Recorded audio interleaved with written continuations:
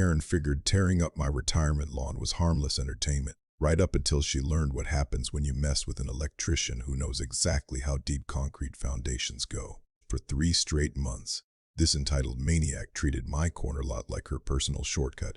Every morning, a white BMW EX5 roaring across my $2,000 Kentucky bluegrass like she owned it. Tires screeching, irrigation lines getting sliced, exhaust drifting into my coffee.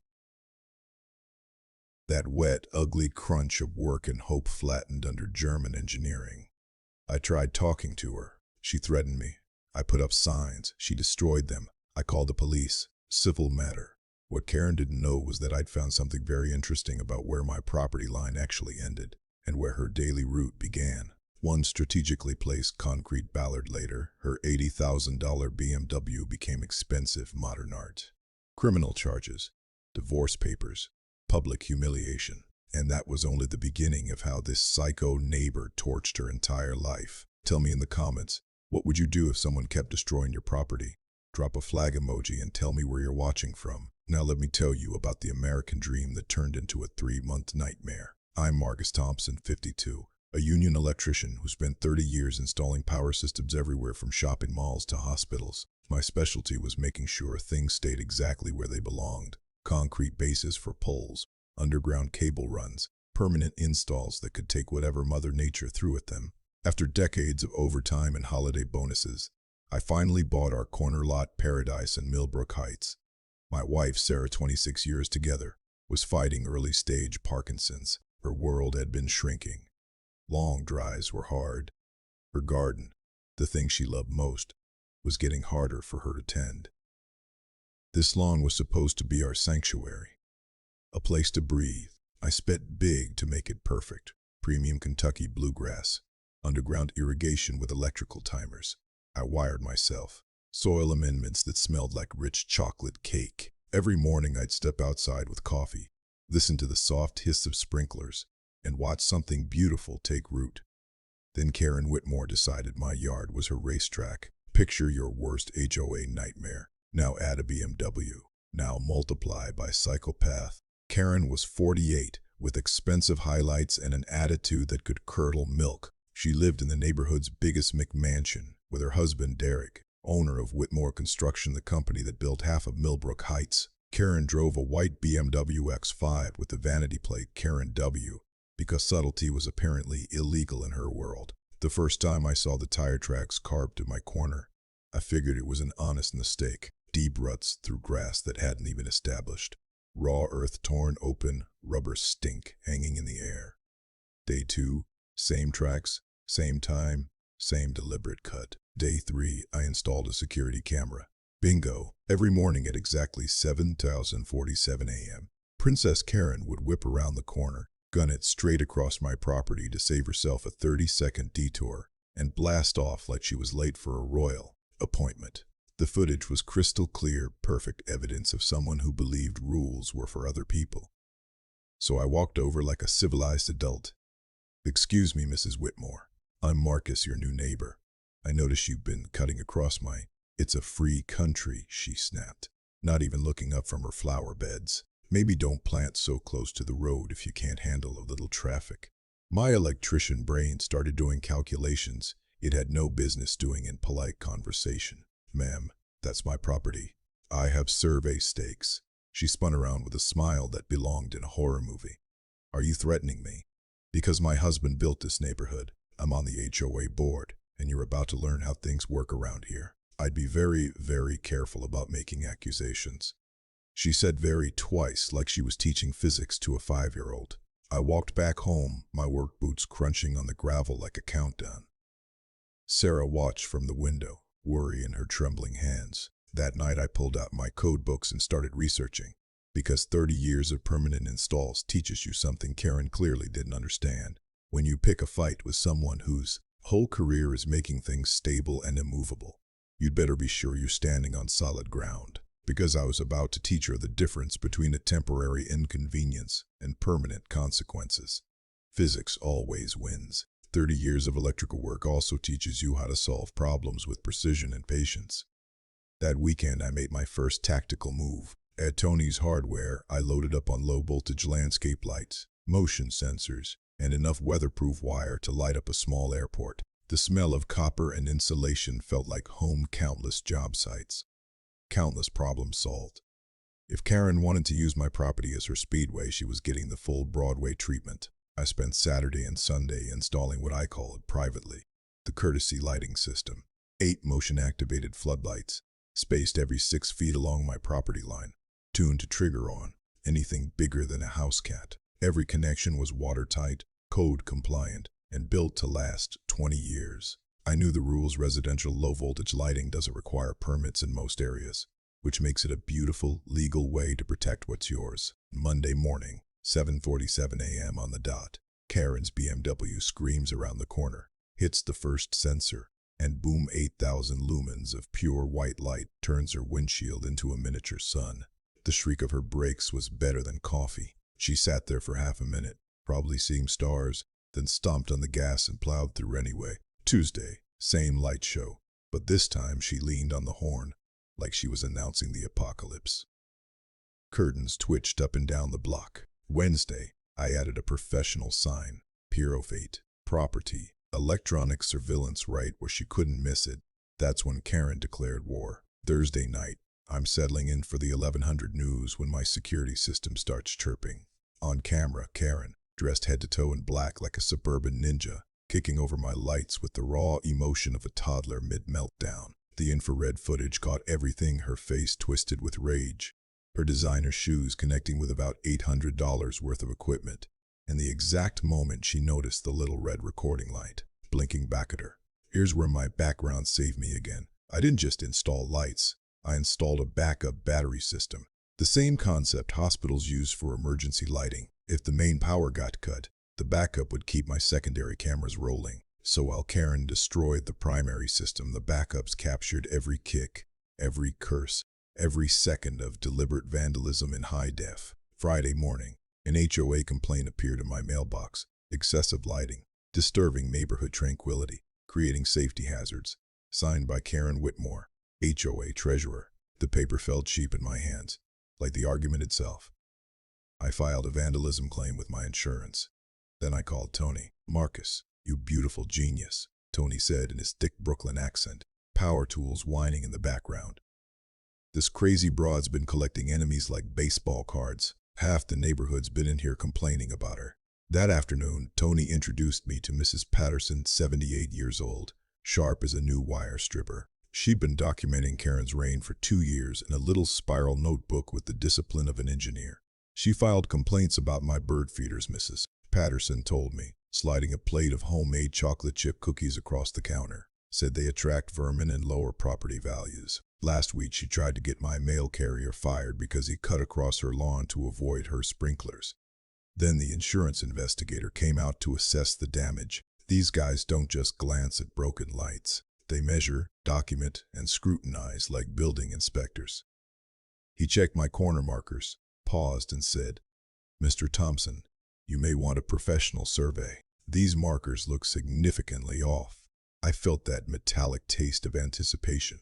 Karen hadn't just given me a vandalism case, she'd handed me a lever. That night, I started researching concrete ballards the way I'd researched pole foundations my whole career. Permanent solutions require permanent foundations. That investigator's comment kept me staring at the ceiling. One rule is burned into my brain. When a professional with precision instruments says something's wrong, you listen. Monday morning, I called Pete, an old union buddy who'd switched to commercial surveying after his back gave out crawling through conduit. "Marcus, you paranoid son of a..." Pete laughed. "Yeah, I'll squeeze you in. Union discount."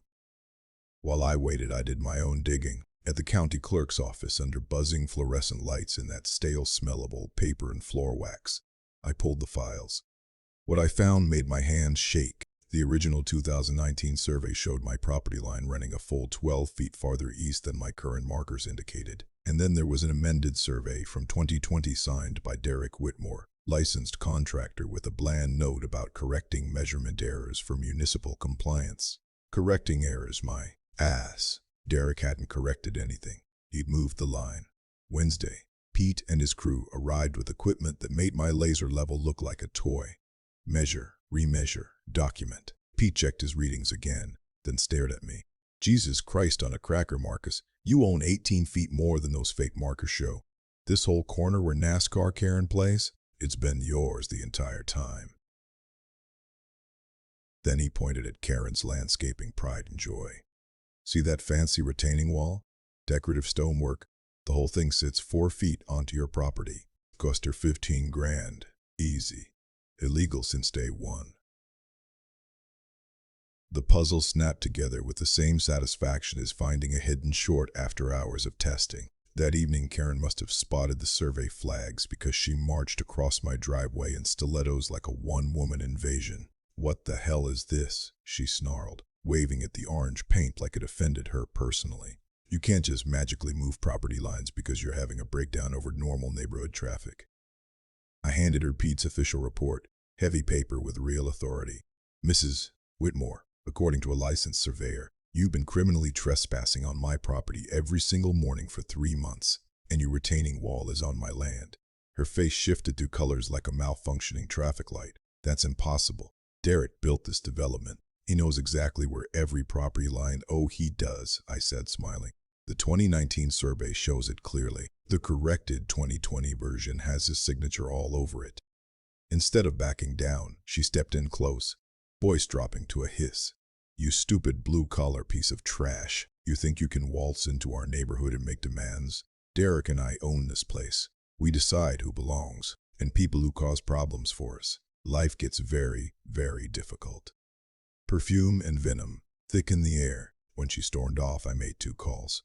First, my insurance company's legal department, who told me systematic property fraud often runs deeper than one angry neighbor. Second, a concrete contractor I'd worked with on commercial jobs. Because if Karen wanted to make my life very, very difficult, I was going to respond in the only language she respected: consequences. Friday morning, I'm drinking coffee and admiring my freshly confirmed property lines when a white city truck rolls into my driveway like a tank. Out steps Dave Morrison, code enforcement officer, clipboard in hand, eyes dead like he'd given up on the concept of fairness. Mr. Thompson, he said, anonymous complaint, unpermitted electrical installations creating safety hazards. He gestured at my landscape lighting like it was a crime scene. Motion-activated floodlighting, underground wiring, potential commercial-grade equipment in residential zoning. Anonymous. Sure, these are standard low-voltage landscape lights, I said, drawing on 3 decades of expertise. Code compliant. I'm a licensed union electrician. Dave didn't care. He measured, wrote, and performed the whole act like he was following orders, not regulations. $1,200 fine, he announced. 10 days to remove everything or face escalating penalties. Here's the problem. I knew the municipal code. Under 30 volts, no permit required. I triple-checked before I installed the first fixture, so I watched Dave's face, his posture, his little tells. My troubleshooting instincts kicked in. Dave, I asked casually, where do you golf? His pen froze. What? Neighbors said they saw you at Millbrook Country Club. Beautiful course. The flush creeping up his neck told me everything. Millbrook Country Club was Derek Whitmore's weekend headquarters, where contracts got discussed over 18 holes and favors got traded like candy. After Dave left with his bogus citation, I called my old foreman, Big Jim, 40 years of building department experience, in one gravelly voice. Dave Morrison's been struggling since his divorce, Jim said over the sound of hammering. Word is, he's been accommodating certain developers. Bills don't pay themselves. That afternoon, I filed a Freedom of Information Act request for all building complaints from the last 18 months, when the city clerk handed me a fat stack of photocopies that smelled like toner and broken trust. The pattern was unmistakable. 47 complaints, all signed by Karen Whitmore, targeting 19 neighbors, garden decorations, driveways, paint colors, suspicious improvements. She turned bureaucracy into a weapon, and Dave had enforced at least 12 of her cases. Then I found the piece that made everything click. 3 months earlier, right when my markers changed, Dave had signed off on Derek's $1 million addition project. No permit revisions, no delays. The job that normally drags for 6 months sailed through in 3 weeks. It was corruption so obvious it might as well have been sparking. I called Tom Rodriguez, the city's head electrical inspector, a straight shooter I'd worked with for 15 years. Tom, I need a second opinion on some residential lighting. Professional courtesy. 30 minutes later, Tom stood in my yard with his instruments, inspecting like a surgeon. His expression went from neutral to disgusted. "Marcus, this is museum-quality work," he said. "Better than most commercial installs I inspect." He held up Dave's citation like it was contaminated. "Whoever wrote this either doesn't understand electrical code or they're lying." Then his radio crackled. Major electrical fire at Derek Whitmore's latest site. Faulty wiring. No permits on file. Potential criminal negligence. The irony tasted like victory. Tom's report didn't just clear me. It triggered an internal investigation into Dave's inspections and his cozy relationship with certain developers. That night, I finalized my concrete Ballard specs with the same precision I used on critical infrastructure. Because some people build things that last. Pete's full survey package arrived Monday, and it didn't just confirm fraud, it exposed a land theft operation. In my kitchen, Pete spread blueprints across the table like a coroner delivering a cause of death. "It's worse than you think," he said. "I didn't just own a little extra. I owned 18 feet beyond what Karen believed. Her shortcut crossed nearly 20 feet of my land, and her retaining wall sat 4.5 feet onto my property. And it wasn't just me. Derek had been stealing land from 6 different homeowners over 4 years, using a web of fraudulent, corrected surveys to grab an extra half acre. Mrs. Patterson, 12 feet gone. The Hendersons, 8 feet. The Garcoses, 15 feet before they'd even finished unpacking. My rage was hot and clean. This wasn't a neighbor dispute. It was organized theft disguised as paperwork. And Derek had made one fatal mistake. He built on stolen ground. My career had taught me what that means. Unstable foundations. That afternoon, I met with real estate attorney Sarah Kim. She studied the documents like a detective. "Mr. Thompson, this is 7-figure territory," she said calmly. "Systematic property fraud, municipal corruption, civil rights violations under color of authority, criminal charges. You could bankrupt the Whitmores." I nodded, then asked the question that mattered. "What if I want to install a decorative concrete Ballard on my property? Purely aesthetic." Sarah smiled sharp as wire strippers. "Decorative landscaping features are legal, as long as they're inside your boundaries and meet safety standards." That evening, I stood at the corner with a tape measure and calm focus, calculating where Karen's passenger side wheel crossed my line every morning at 7:47. The math was simple. Physics plus precision equals permanent problem solving. One decorative concrete Ballard, installed to commercial electrical pole standards, positioned exactly where momentum and stupidity intersect at 25 miles per hour. 5-foot foundation, rebar reinforcement below the frost line. A 42-inch reinforced concrete post with a decorative cap. Perfectly legal. Absolutely immovable. Some people plot revenge. I engineer permanent solutions. Tuesday, I drove to Industrial Concrete Supply. The warehouse smelled like cement dust and rebar, every serious job I'd ever done, wrapped into one scent. Miguel, the manager who'd supplied concrete for half my pole foundations, listened to my order and raised an eyebrow. 42 inches tall, 8-inch diameter, reinforced core, decorative granite cap, he said. "Jesus, Marcus, you stopping a tank?" "Just want something that lasts," I said. We locked the specs, 5 feet deep, 4,000 psi quick set. 4 half-inch rebar bars, cross-braced every 18 inches.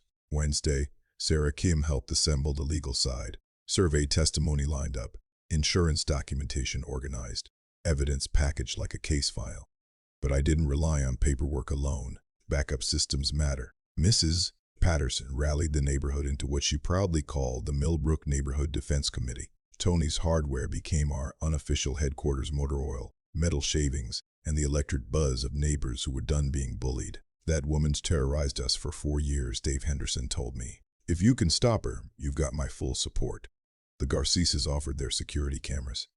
Jim Martinez volunteered his landscaping crew. Even the mailman promised to keep an eye out during his route. Thursday. I planned placement with a borrowed laser transit from Pete's company. I marked the exact spot where Karen's wheel crossed, then set the ballard 8 inches inside my confirmed boundary. Friday, Miguel's crew arrived with a concrete mixer that sounded like a mechanical dragon. We excavated 5 feet down, set the rebar cage, and poured liquid stone. Miguel watched, impressed. This thing will be here when your great-grandkids are old. The finished ballard looked harmless to a casual observer. Reinforced concrete, granite cap, and a small bronze plaque. Maple Grove, Memorial Garden. Established 2024. To Karen's BMW, it would look like the hand of God. Over the weekend, while the concrete cured, I repositioned cameras for optimal documentation and kept Sarah Kim's card ready. Monday morning, Karen would learn where my property line ended. Karen's Palm Beach vacation ended at exactly 7:37 a.m. I watched from my kitchen window, coffee steaming, as her white BMW came around the corner at its usual 25 miles per hour, aimed straight along the rut she'd carved through my lawn for 3 months. She never even tapped the brakes. Her passenger side wheel clipped the ballard at the angle I calculated. The sound was glorious. Rims screaming against concrete, tire popping, suspension folding, wheel well crumpling, as German engineering met American math. Steam hissed from the radiator. Hazards blinked like panic. Then came Karen's voice, pure operatic rage. "What the is that thing?"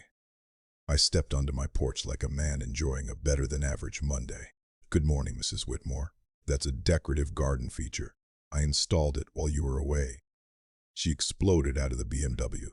Designer vacation outfit now marinated in antifreeze and burnt rubber. "You did this on purpose. You set a trap." "Ma'am," I said evenly, holding up Pete's survey. "That ballard is 8 inches inside my property line and professionally installed to municipal standards. Maybe you should try the public street instead of my private property." Her face did a full transformation, confusion to realization to rage. "You son of a this is going to cost you everything."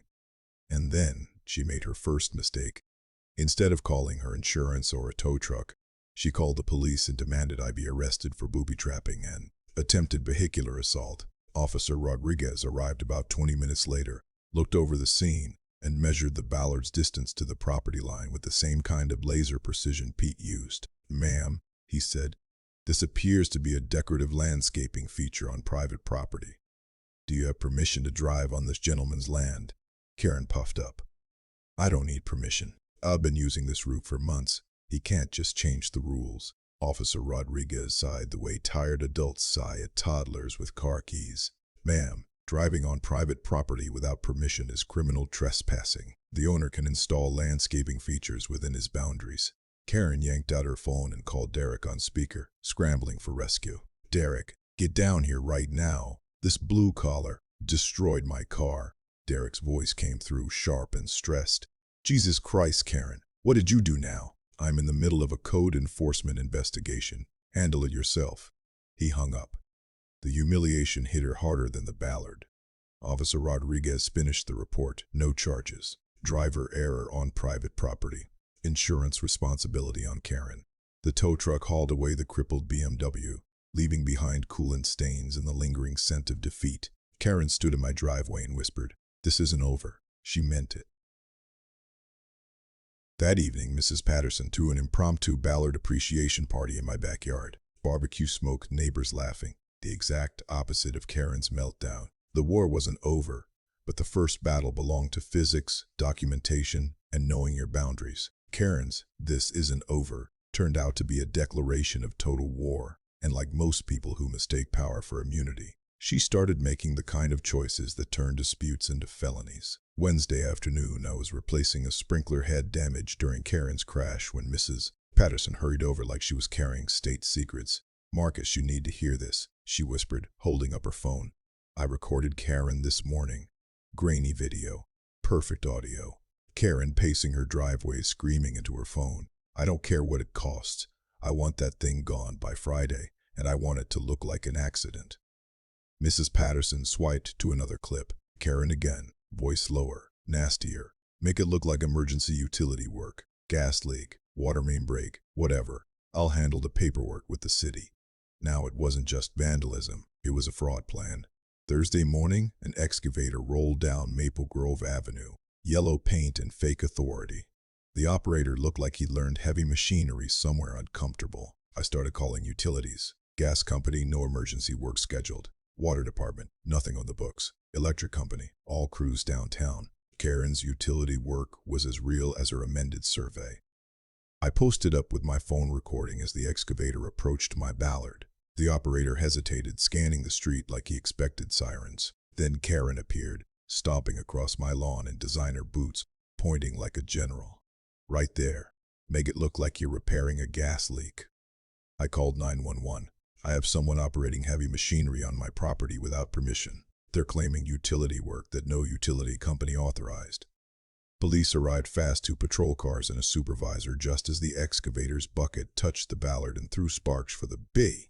Cameras. Officer Martinez stepped out with the exhausted look of a man who had, unfortunately, met Karen before. "Ma'am," he asked, "do you have permits for this excavation?"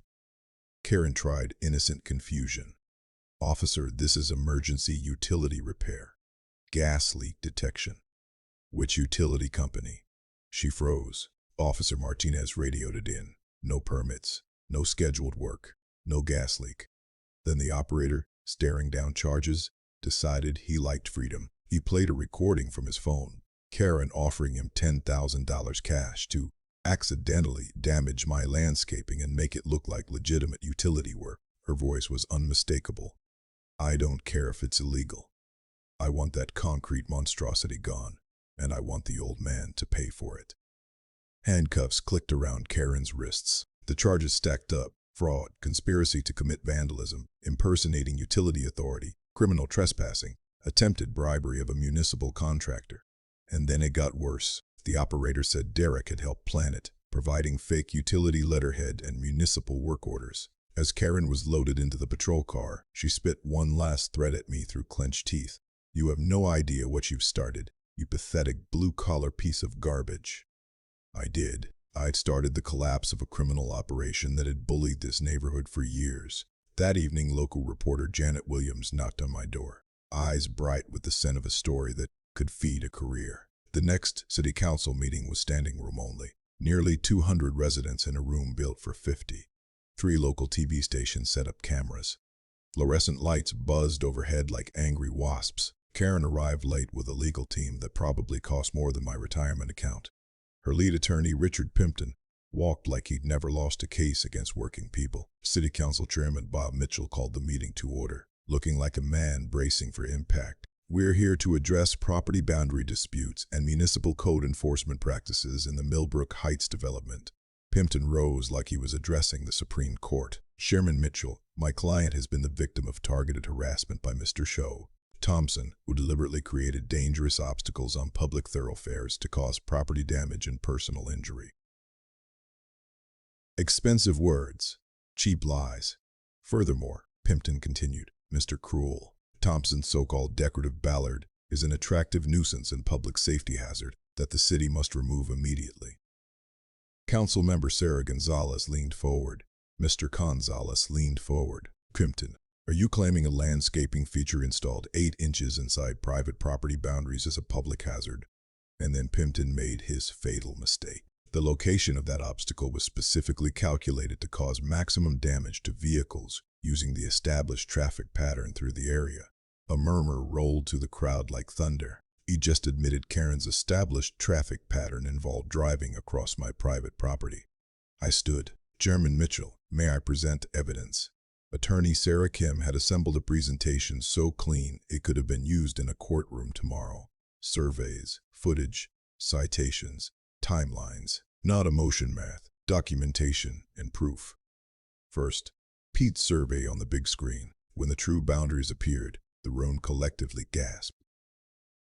Karen wasn't just trespassing.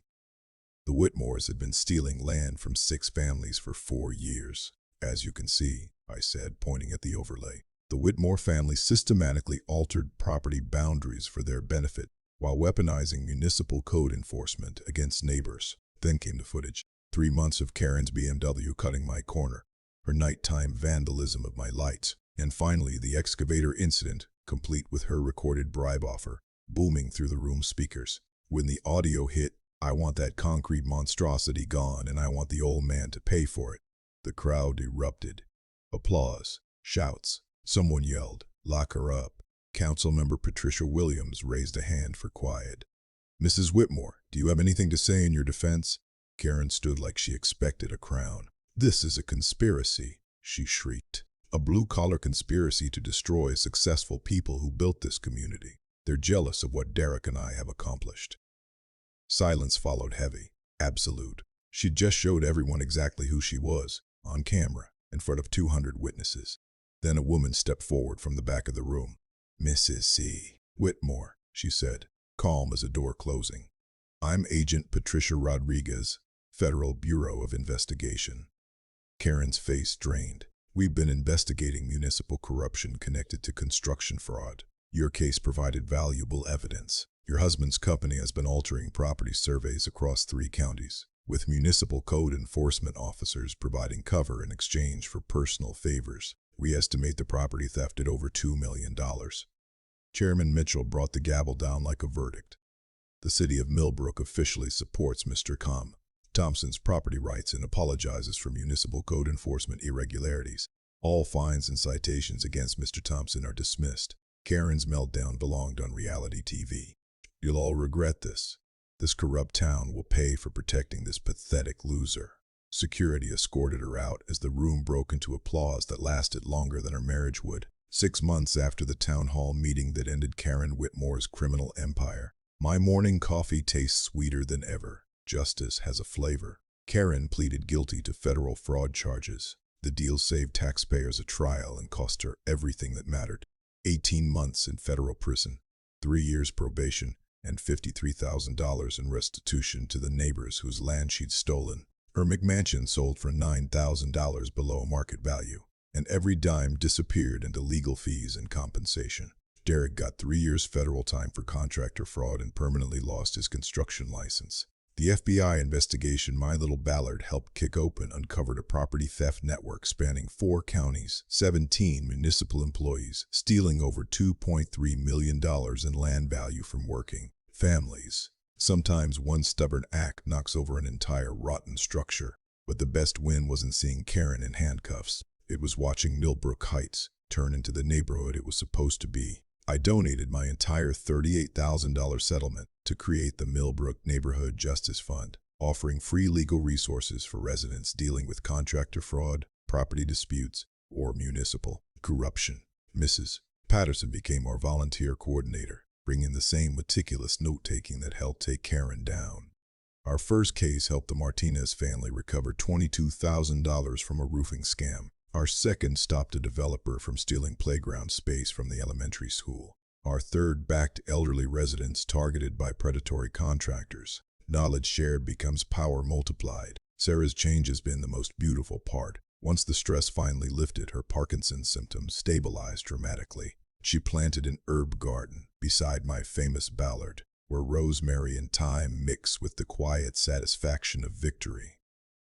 Her laughter, missing for months, came back. Now it fills our backyard during evening barbecues with neighbors who turned into real friends. The Ballard took on a life of its own. The bronze plaque now reads, "Millbrook Memorial to Community Justice, where neighbors stand together." ST 2024. Electrical contractors bring apprentices to see what happens when technical knowledge serves something bigger than ego.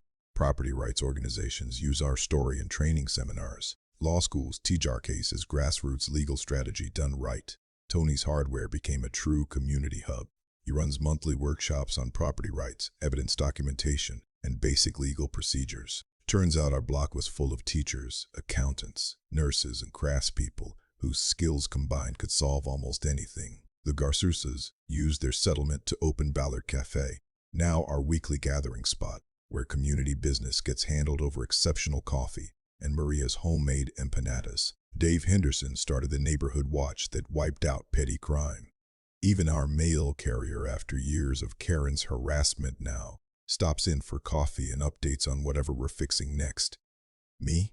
I've become the neighborhood's go-to person for property issues and municipal advocacy. My electrical background gave me the technical foundation, but my neighbors taught me the real lesson: expertise matters most. when it protects people, not profits. Last week, a young couple with twin toddlers moved into Karen's old house. They seemed kind, respectful, eager to belong. But I noticed their contractor starting a fence line that might drift onto the Patterson property. And Mrs. Patterson already has her camera out, taking those signature detailed photos. Some lessons are worth repeating. Some communities are worth defending. The Ballard still stands on my corner, dressed up with Sarah's flowers and surrounded by the laughter of kids playing in a neighborhood where bullies don't run the rules anymore. Every morning when I step outside with coffee, I remember, sometimes the most permanent solutions begin with one person willing to dig deep foundations for justice. Drop your worst HOA or neighbor nightmare in the comments. I read every story, and some of you might inspire the next episode. Subscribe to HOA Stories and hit that notification bell for more tales of regular people pushing back against entitled neighbors, corrupt systems, and petty tyrants. Because sometimes the best revenge is building something that lasts forever. We appreciate you spending your time with us on HOA Stories, where HOA cars finally get checked. If you enjoyed today's drama, hit like, comment your favorite part, and don't forget to subscribe so you're first for the next HOA showdown.